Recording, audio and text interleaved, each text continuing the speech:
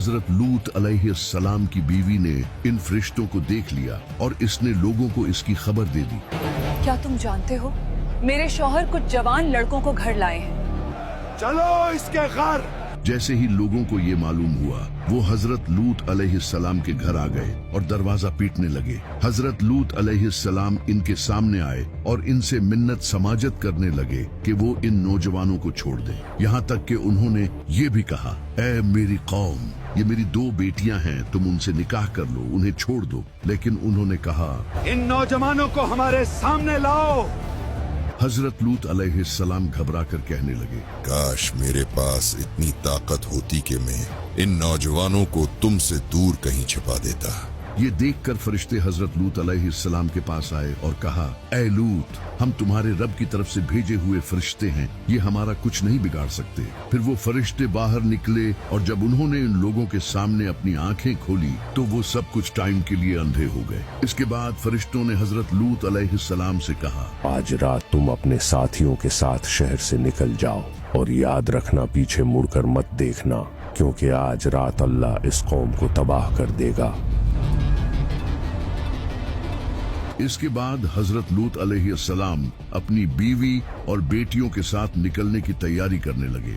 जैसे ही सुबह का वक्त करीब आया वो अपनी बीवी और 2 बेटियों के साथ शहर से निकलने लगे। तभी उन्हें पीछे से खतरनाक आवाज सुनाई दी।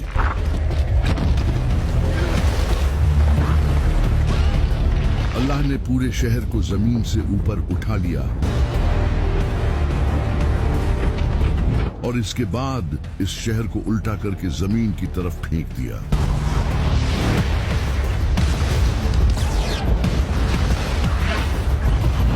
इसके बाद शहर पर पत्थरों की बारिश होने लगी।